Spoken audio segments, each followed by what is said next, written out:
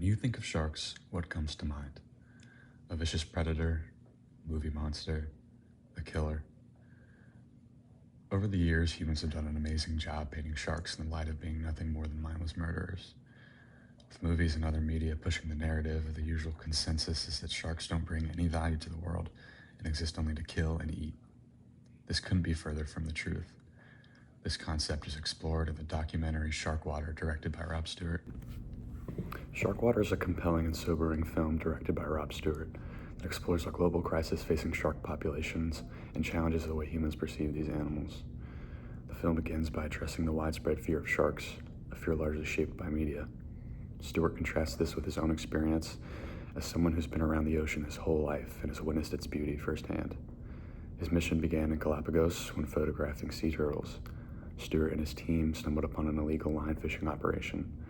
Afterwards, Stewart shifted from photography and planned to make a film about sharks in order to expose the truth. Traveling to places like Costa Rica, where sharks should be protected, but are instead hunted. Throughout his time making the film, Stewart uncovers the brutal and often illegal practice of shark finning, in which fishermen capture sharks, slice off their fins to be sold and used in items like shark fin soup, and then discard the still living animals back into the ocean. As the film continues, Stewart works closely with organizations such as the Sea Shepherd Conservation Society to expose these practices. He follows along with patrols, documents illegal fishing operations, and even risks his own safety by going undercover to gather evidence of corruption and environmental crimes. The film reveals that despite laws meant to protect marine life, enforcement is often weak or non-existent, and in some cases, government officials are complicit in allowing illegal fishing to continue due to how lucrative the shark fin industry is. Stewart shows how shark fins are traded on a massive global market, highlighting the demand that drives the destruction, particularly in places where shark fin soup is considered a luxury. The major focus of Sharkwater is the ecological importance of sharks. Stewart explains that sharks are keystone predators, meaning they sit at the top of the food chain and play a vital role in maintaining balance in marine ecosystems. By controlling the populations of other species, sharks help keep ocean life diverse.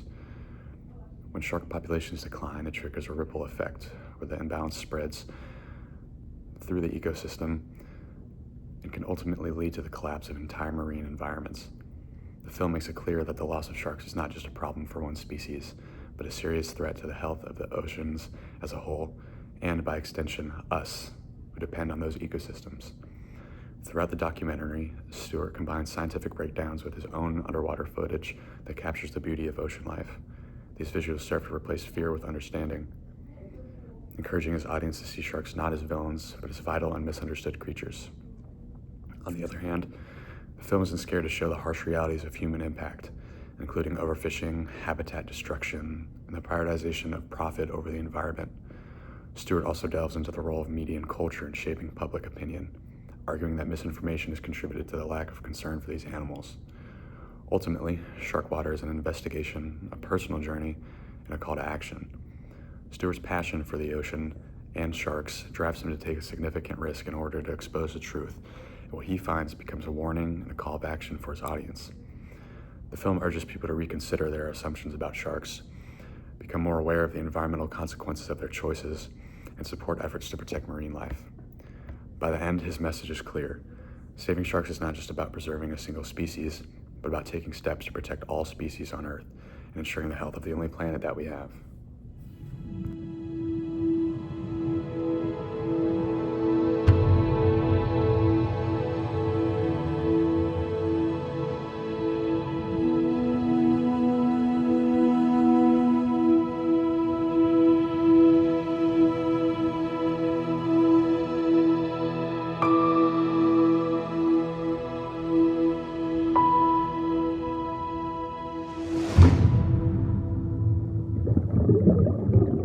You're underwater and you see the thing that you were taught your whole life to fear, and it doesn't want to hurt you, and it's the most beautiful thing you've ever seen. And your whole world changes. The one animal that we fear the most is the one we can't live without. Nature created them for a reason. Now human beings just, they don't care. There's no campaign like a Greenpeace campaign to save the sharks. They're the scourge of the ocean, and everyone should go and catch one. Future generations are going to think of us as barbarians. I needed to know why people were killing sharks and what I could do to stop it. So I embarked on a journey that would change my life forever.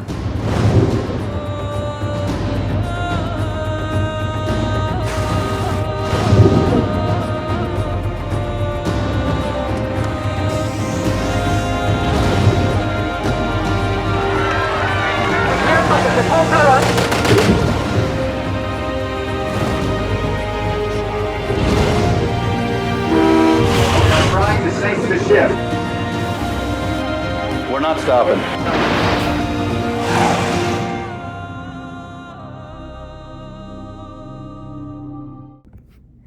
Stewart utilized rhetoric while filming this documentary in order to further emphasize his point. He focused on pathos, ethos, logos, and a myriad of other specific techniques in order to educate his audience. Stewart's main claim is clear: sharks are not the animals that humans have made them out to be. He prefaces the movie using clips from famous or relevant media such as Jaws, older shark safety videos, etc., in order to show how sharks have been painted as a dangerous predator to avoid at all costs. He interviews an Asian man, presumed to be heavily involved in the shark fin industry. This man further pushes false information about sharks. He says that sharks being kind animals is BS. Right after, Stewart includes an interview of Vic Hislop, a shark hunter who is responsible for killing some of the oldest and largest great white sharks on record. And he wholeheartedly believes he's saving lives. The great white shark is now endangered. He also shows clips of him swimming with sharks, exhibiting how calm and beautiful they are in reality. Regarding hammerheads, he says that the shape of their head makes them one of the most maneuverable and feared sharks. But the truth is, there's no record of a hammerhead shark ever killing anyone. Stewart explains how, due to this predetermined idea that people have of sharks, people make the assumption that sharks are brutal killers that actively eat humans, when this couldn't be further from the truth. He displays both perspectives, that of those who believe that sharks are dangerous, and those who know the truth about the animal. This directly appeals to ethos, pathos, and logos. Experts advocate for the idea that sharks are not nearly as harmful as people think. The sight of these vital creatures being suffocated in fishing lines and chopped up to bits on illegal fishing boats. The statistical proof that they are one of the least deadly animals on the planet. All these pieces are part of Stewart's rhetorical strategy to further push his message. This leads to Stewart's next claim, that sharks are vital parts of our ocean's ecosystem, and if they were to go extinct, it would have catastrophic consequences. Stewart interviews multiple experts on marine life and ecosystems, and they explain how sharks are a pillar of their ecosystem, like any other animal, and their extinction would cause collapse. Testimonies from Sam Gruber, a shark biologist, and Eric Ritter, a shark behaviorist, on how sharks kill very few people every year, and statistics show other animals like elephants kill far more, assist him in crafting a convincing argument. It's clear that Stewart is targeting ethos and logos with these points. He brings in experts that are more than well versed in their fields and know the facts about sharks, how they affect us, and how they affect their environment. In terms of authority, these interviewees couldn't have more sway. Then, in terms of logic, the basic fact that sharks kill significantly less people per year is a simple, powerful, and unarguable example that the audience cannot ignore. Stewart's third claim can be summarized in that illegal fishing and the shark fin industry is directly causing innumerable issues in our oceans. Early on in the film, while Stewart was filming Hammerheads, they discovered boats trailing 60 miles of long lines with 16,000 baited hooks, which, when laid out, would stretch from Earth to outer space. Boats fled due to longline fishing being illegal in Galapagos, and Stewart and his group were left with the lines. These fishing lines mangle whatever is caught in them. Sharks and other fish panic, causing them to wind themselves up, getting stuck, and eventually suffocating themselves. These fishing operations have no consideration for how they affect fish, other than the ones that they're trying to catch.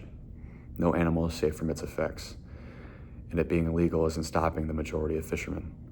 Stewart directly includes footage of fishermen cleaning the sharks that they catch. They reel them into their boats, hold them down, and use large sharp knives in order to slice off their fins. Depending on what they're able to sell, the fishermen might keep the shark's body or keep the fins and toss the shark's body back into the ocean. The shark does not immediately die and will sink to the ocean floor where it will inevitably die.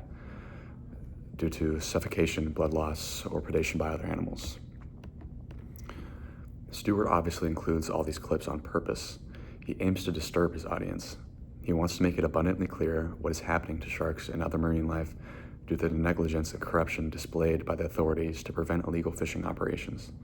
He contrasts the footage of sharks being calm, graceful, playful even, with the clips of them being torn apart in order to make us feel what we feel when we see other animals feel the effects of human interference: remorse, sadness, and pain. His goal is to reverse how the media and our own assumptions have caused us to perceive sharks, and part of his strategy is using pathos to get his point across. While watching the film, a few moments would include a statement showing the amount of people sharks have killed per year versus other animals. This piqued my interest as I was curious to see what other animals we should be focusing on rather than sharks. In terms of other animals, I found a ranked list showing this data, and the fact that we as a society haven't moved on from thinking of sharks as monsters just blows my mind. I'm going to save the top 4 for last for a dramatic effect. 21st, gray wolves, 5 deaths per year. 20th, sharks, 6 deaths per year. 19th, bears, 20 deaths per year. 18th, spiders, 50 per year. 17th, hippopotamuses, less than 50. 16th, jellyfish, 100. 15th, crocodiles, less than 150. 14th, big cats, about 300.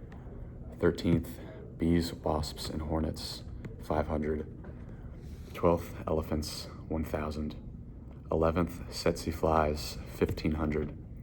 10th, tapeworms, 2,000. 9th, scorpions, 3,000. 8th, roundworms, 4,000. 7th, sandflies, 5,000. 6th, kissing bugs, 8,000. 5th, freshwater snails, 14,000. Now for the top 4. 4th, dogs, 40,000. 3rd, snakes, 100,000. 2nd, humans, 600,000. And 1st, mosquitoes, 760,000. How is the research so abundant and in our faces, and social perception is often still how it is? Today, fortunately, sharks being seen as any other creature is more and more normalized as more eyes see the unethical practices that are taking place. However, the issues lie in how much money can be made in the shark fin industry. So I thought I'd research the total amount of countries that have banned shark finning. According to Lewis and Clark Law School, 49 countries and territories have banned the practice. Unfortunately, while this is a step in the correct direction, the issue still lies in the value of shark fins. Shark fin soup is among one of the most expensive culinary items in the world. A single high-end fin can run you around $1,300. If you wanted a whale shark fin, it'd be about 10 to 20 grand. This additional research is both interesting and eye-opening. Without watching this documentary, I would have still only scratched the surface of a legal operation. The fact that I do this research unprovoked proves that I'm a nerd, and that Stewart's rhetorical strategies worked, and his goal came to fruition. Stewart set his sights on making a film that would encourage others to take a second look at an animal that they may have already made up their mind about. He utilized footage, interviews, music, vocabulary, and statistics to strengthen his arguments and focus on what makes people listen to an argument: ethos, pathos, and logos.